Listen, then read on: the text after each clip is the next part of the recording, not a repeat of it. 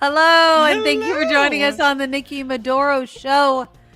I appreciate every one of you being here today. Okay, I'm just going to say it at the beginning. I'm recording this show, as everybody knows, Kim McAllister. And it's Sunday. What day is it? It's Cinco de Mayo, my friend. It's been a good Cinco de Mayo at the Maduro house. I may have had a cocktail. So just stick with us, people. This is going to be a little bit.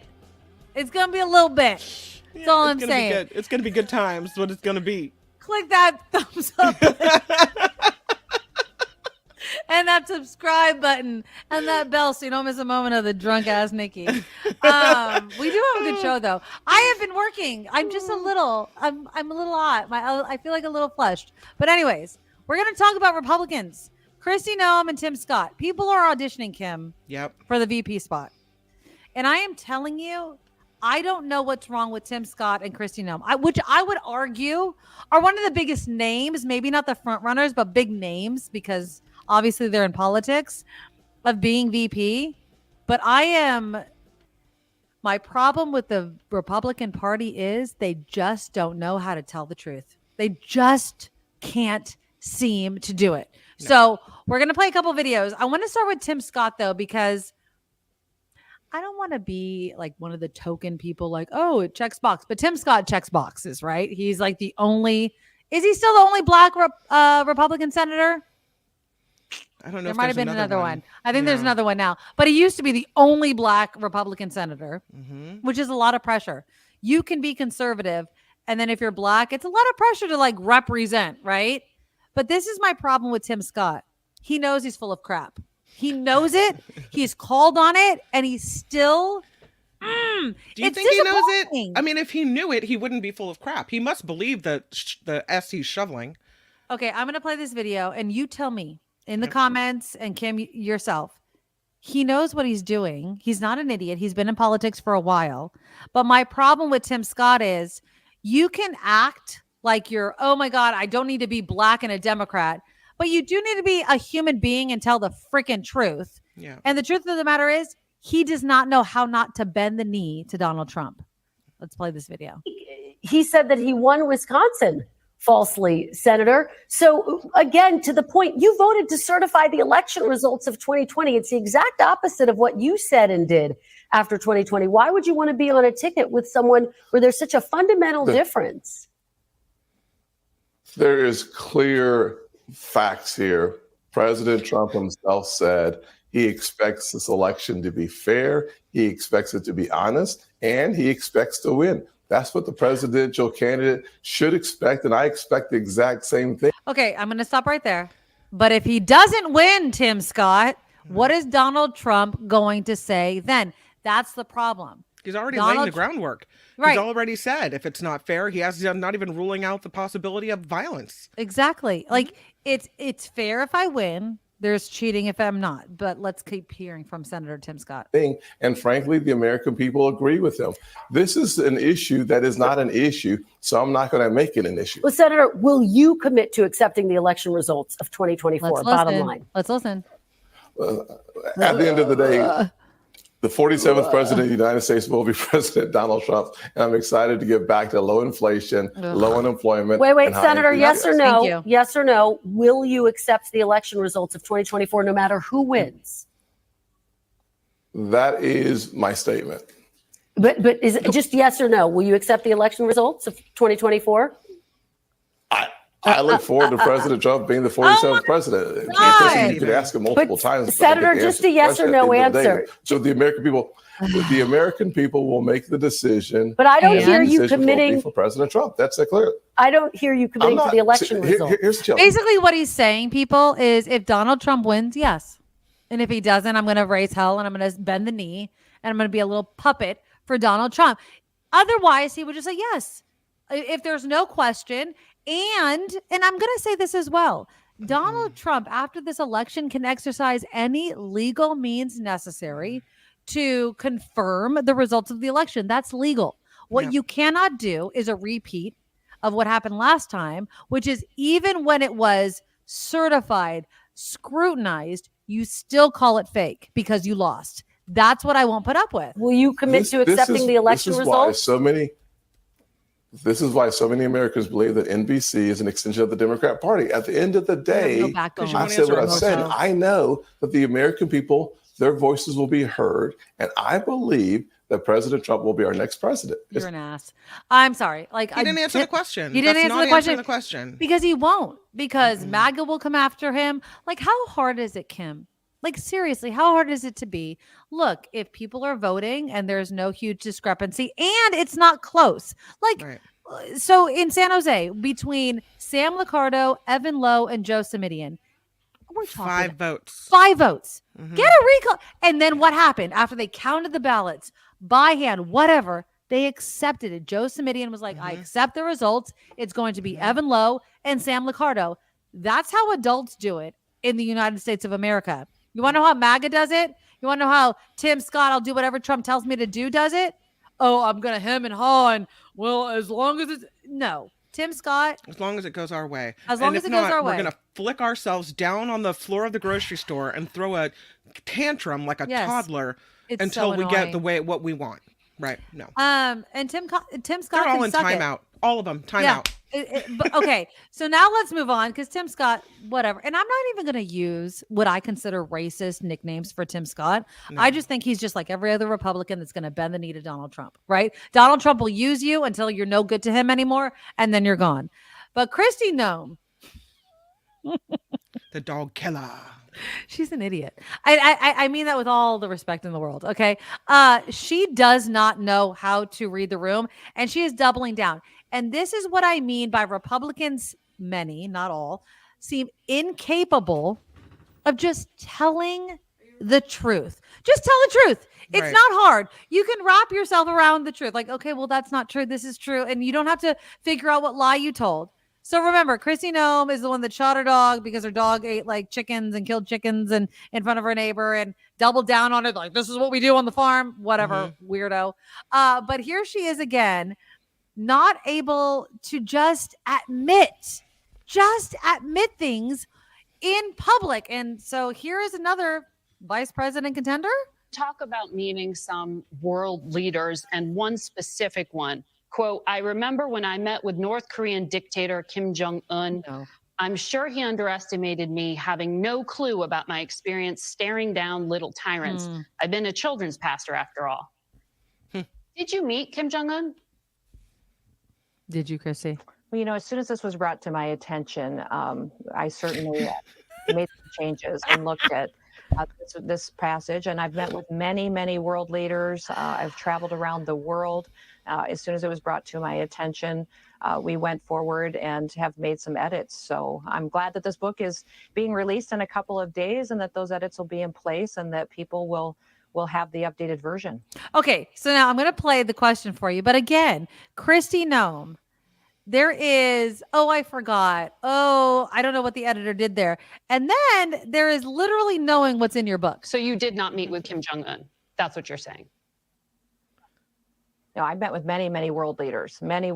I've traveled around the world. I think I've talked extensively in this book about my time serving in Congress, my time as governor, before governor, some of the travels that I've had. I'm not going to talk about my specific meetings with world leaders. Of course I'm just not going to do that. Of course you won't. This anecdote shouldn't have been in the book. Because and as soon as it was brought to my attention, I made sure that was adjusted. So the book is not released until Tuesday. And so we're doing all that we can to make sure that those changes are made. We wanted to make sure that you caught it. Focus on what this book is and the blueprint that it lays out for the American citizen on all of the things in the background and stories of my life, but also what I think that needs to be identified in politics and what's broken today. I talk about how broken the money game is, how broken it is that we've got consultants that are getting rich off of elected officials, and then how fake some elected politics.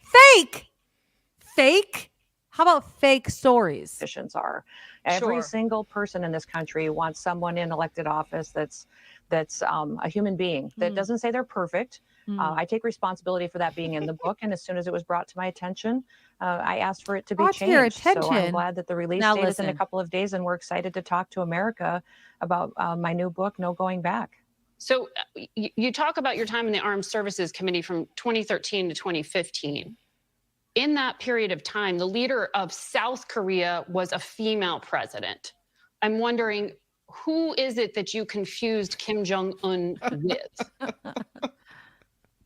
I think you need to remember, Margaret, and everybody needs to remember that I've worked on I'm an idiot. ag policy and federal policy for over 30 years. Oh yeah, it's too my hard time for me to remember. in serving and making policies in this country has been extensive and But she made up an entire story. Like, oh my God, I've dealt with tyrants. She made up an entire story. And not only that, Kim, she recorded the book. Like, oh Lord, there's an audio version of this book that Kristi Noem spoke out loud in her own words. Now, I can understand if you have a ghostwriter, maybe you gave him some notes. I mean, how are you not engaged? But whatever. Even if you have a ghostwriter, they've taken notes on your story. They're not going to say you've met someone you've never met. And I mean, she's like, he was intimidated by me because I've looked down on little tyrants. You have a whole narrative, a whole story that you've told. You're a freaking liar. And I understand the book's not been released, but you're a liar, and you're. And if that's not true, then I consider all of it suspect. Thank you, thank you. So yeah, Kristi Noem between the, and again, I'm not laughing about it How because obviously embarrassing dogs. Is that though? Oh but my gosh. I would not want Kristi Noem on my ticket. She brings bad headlines. She's a dog killer and now a liar, right? Tim Scott. I don't know, man. I think he might have perhaps sold himself to Donald Trump, like standing in the face of obvious lies. I don't know who's going to be vice president or the vice presidential running mate of Donald Trump. One thing is for sure, you're right. They're all auditioning basically for the job. They were all on the Sunday talk shows talking about how great they are. What's her name? Elise Stefanik doing the same thing. Right? I don't think that she has a chance in hell. Elise Stefanik, we know her. I think that if you walk down the street and ask, who's Elise Stefanik, to the random American, they don't know who she is. I don't think that she has the name like that Donald Trump would want. Like Trump Stefanik, that's not buying you any votes, in my opinion. Who else is on the list? Who else is Rubio? Marco Rubio. Little Marco. Donald Trump and Little Marco are not going to run together. I am sorry. Yeah, he's not going to do well. But maybe he is. I don't know. No freaking way. And then it looks like JD Vance is on the list, they say. Ooh, I mean, I mean, I guess it appeals to like the flyover state guys, but he's crazy too. He brings bad headlines. Find me a Republican without bad headlines. North Dakota Governor Doug Burgum is also on the list. I don't know Burgum, so that's a good thing. Burgum. I don't think you're going to like him. Well, I wouldn't imagine I would, but I don't have a headline or a scandal or a lie on the tip of my tongue. So maybe we should go with that, right? Maybe that's the best option. I don't know. I mean, because honestly, if you could choose a running mate for Donald Trump, right? Like, who would you choose? It's not going to be Pence, obviously. Who would you choose? Somebody that checks some boxes, either woman or minority. And then who's the Republican I like the most? That Trump would never pick Liz Cheney. Oh God! But if he chose Liz Cheney, I would be worried. Because she stood up for what's right. I have respect for her, even if I disagree with her. So who I would pick is way different than who he would pick. I'm so curious on this. I'm so curious on how this is going to play out for Donald Trump and MAGA, because it's not just that, like, Donald Trump can win MAGA all by himself. What he needs is a running mate that's going to win over the people with something between their ears, right? That aren't deluded and buying everything that Trump says. He needs to win over people that aren't buying his BS, that are like, okay, at least there's an adult in the room. I think that's what some Republicans are looking for. Okay, if it's Trump and he'll follow conservative, policies and whatever, fine. But we want an adult in the room. And Donald Trump is not that person, which again blows my mind that people would elect him president. But that's my point. It's who's going to be the adult in the room. Everyone looked at Mike Pence like, okay, he'll be the adult in the room. And he was, thankfully, on January 6th. But they're not. I don't think Donald Trump's going to make that mistake again. No. Yeah, exactly. No, the next person he picks will be someone that will lick his boots. Exactly. And that's so odd to me. It is Yeah. so weird that Is that how you say? Should you say lick his boots or kiss his boots? I think Lick it's lick sounds- the boots and kiss the ring, right? It's Oh, is that lick what the it is? boots, Okay. kiss the ring, Did I kiss just my make ass. some Like sexy time joke that I don't know? I don't know. Okay. I don't know, but we'll see what happens. He's a So bootlicker. Yeah. they're all auditioning. It's a total S show. But I hate to put you on the spot. I don't know what the date is in which Donald Trump needs to make his decision.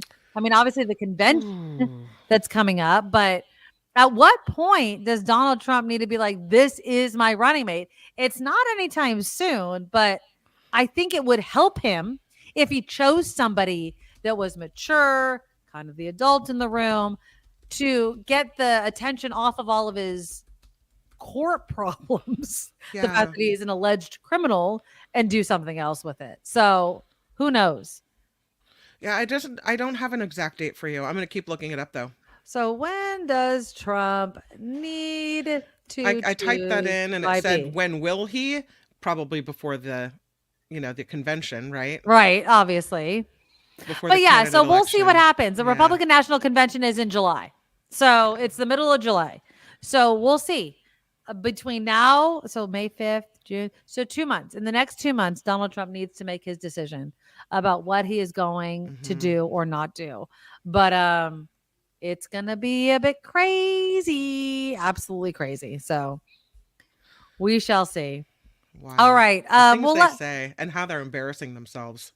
well, the Republican Party, I think, really needs to break away from Donald Trump. They need to reinvent themselves. They need to figure out a way in which Donald Trump isn't going to be the face of the party when right now he is the face of the party. And the only way to do that is one, I'm not wishing death on anyone, but for him to go away, or two, for him to lose the next presidential election. If he loses the next presidential election, he's done. That's it. We're not going to see Donald Trump in politics anymore. So between now and November, that is our window of getting this guy out of our political headlines. And it cannot, in my opinion, come soon enough. It just can't. Yeah, I agree with you.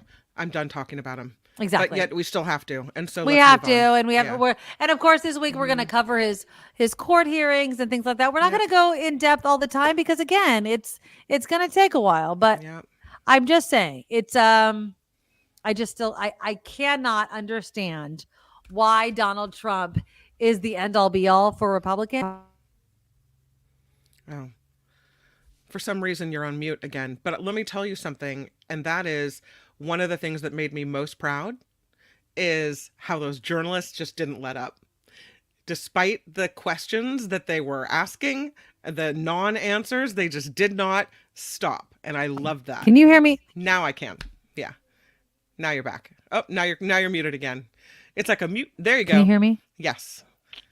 Yes. Yes, now I can. Yes. You can hear me? Yeah, yeah. Can you hear me? Yeah. I can't hear you. Yes. Oh, that's weird. I can't hear you, Kim. Talk. So I'm talking to you. Can you hear me? Too many margaritas, perhaps? Something came unplugged. I don't know what happened. What happened? Mm, Hold I on. don't know. Kim Technical McAllister, can you problems. hear me? I can. Yes, I can. I can hear you. Can you hear me? No, can't hear me. How about now? No, thumbs down. All right. No. I don't know. I can hear you though. I can hear you. No, I can't Yeah. hear you I know, but I can hear at you. all. Yes. Yes. You can hear me? Yes. Yeah? Okay, you can hear me. I cannot hear Kim McAllister. I apologize. That's all I have right. no idea why I cannot hear you. Carry on. I'm unmuting everybody, but I cannot hear Kim. So Yes. I'm going to talk about cicadas. Can we talk about cicadas? Yes. Okay, good. Okay. We're going to do this deaf. Okay, so there's billions of cicadas that are invading. Can I show you one video? This was my nightmare. I had this actually in my share folder for quite a while because, and this is back east. I'm just going to let you know this is back east. And this is a video that somebody posted on Instagram. Hold on. Let me share this with you. Now, remember when I saw the spider and it was on my wall? Yes. I would die. I would literally die if this was my reality. Here we go. It is disgusting. I just wish they'd go away. Our entire home is just engulfed. Look at that. And I can't go outside She can't because, go outside. as I'm sure you'll see, there you go.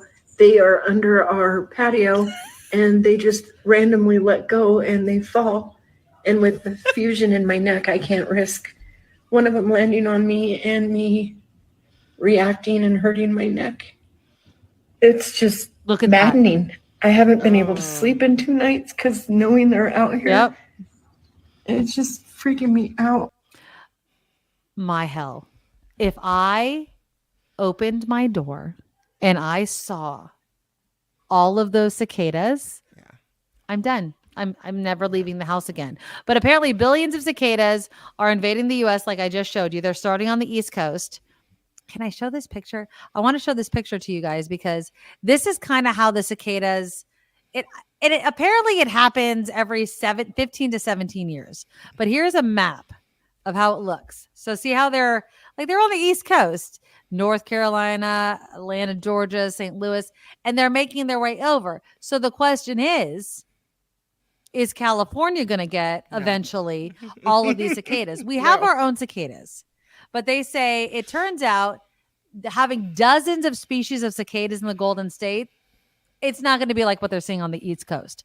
One entomologist said, we do have cicadas in California, but they're kind of boring. Thank God.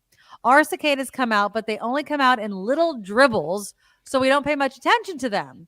We don't hear the ear-splitting screams. Kim, if I was in my house and I could hear the cicadas outside, I don't know what I would do. I love horror movies, but I would not be able to. It's like I would not be able to handle anything like that because that would just literally. Oh, you went away again. You went away again. I don't know. But I would think it would be like hearing crickets. You have to unmute yourself. How it would be like hearing crickets, like that, just a bug sound. But here's something really disgusting. Really disgusting. Did you know that many of the cicadas that have crawled out from underground have a sexually transmitted disease that apparently if humans had, it's so awful, this fungal thing, that we would just lay down and die. But they don't. It takes over their sexual being. And here's the fungus, right? It takes over their sexual being and it makes them like they're zombie sex bugs. It makes them have sex with as many other cicadas as possible to pass around this fungus until they croak. How gross is that? That's what you want dropping off on your shoulder. You're still muted. I don't know why you're muted, but you're muted. But yes, the cacophony of the cicadas is supposed to be massively, massively loud. So I will say that. I can't hear you still. Oh, now you're loud. Now you're back. Now I can hear you. No, I can hear you though. You can hear me? Yes. I don't understand why I can't hear you. It's insane that you can hear me and I can't hear you. So we're going to end the show. Like we have to end the show because there's just no way for us to have a conversation. And I can't hear. I don't understand what's going on with my computer. I'm so freaking sorry for everybody, but that was our cicada politics conversation. I don't know what's going on. We're going to have to reboot the computer, but yep. I've checked everything. Okay, let's do this. We're going to have another show tomorrow. What we're going to talk about tomorrow is actually a little bit closer to home. We're going to talk about NIMBYism. And you guys know how I feel. I'm going to preface this whole conversation by saying this. I know and I feel for you guys that are like, California is full, water, infrastructure, all those sorts of things. But remember the shooting in Half Moon Bay? Remember the farm worker that shot tragically a bunch of his coworkers, okay? A lot of people then were like, oh, we need to make things better for these farm workers. They are literally the breadbasket of the country. We need to make things easier for them to afford to live where they work. Well, it's all fine and dandy, right? It's all fine and dandy to say it. But when push comes to shove and you actually have to build the housing, a lot of people in Half Moon Bay are against it. And this is my problem with NIMBYism. I understand the character of an area is going to change, but what's more important? The character of Half Moon Bay, or the people who actually make Half Moon Bay, and I will argue the state and the country what it is. They grow our food. They are literally what we value, but do we value them enough? Okay. So that's what we're going to talk about tomorrow. Please, you guys, click the thumbs up button to show your support for the show. We really do appreciate everyone being there. I'm so sorry that I can't hear Kim. And so this is kind of a weird way of ending the show. And if you want to continue to see the show in whatever glory that it is, please become an official Madorable. And I want to say thank you to people that have gone on PayPal, who have gone on Patreon, not only become first-time official Madorables, but have bumped up their donation. I know this is different, and I've gotten some of your message that have said it was a little different at the beginning, but you're getting used to this new revamped show. And thank you for understanding that we live in the Bay, and just like we're going to talk about tomorrow, it's expensive to live here. And so I have another job, and we're trying to make money a bunch of different ways. And it's the Madorables that let us know that you want us here as much as possible. So please go to paypal.com, hit the send button. The email address is thenikkimadoroshow@gmail.com. Also, support our sponsor, Auntie Tabby's Island Flavors. They have hot sauces, a barbecue sauce, delicious. The coupon code is Nikki M or Nick Kim, NIKKIM. There's pineapple and hibiscus hot sauces. There's a guava barbecue sauce that's delicious. And if you use the coupon code, you get 10% off every single time you order. And we appreciate you guys so much. So please continue to support the show. We'll be right back here tomorrow. Thank you for dealing with our sound issues, but we love you guys so very much. And we'll talk to you tomorrow. Bye-bye. Nikki, you're all so awesome. You're proud, like a beautiful blossom. You're also the best. I really can't rest. You're all so awesome.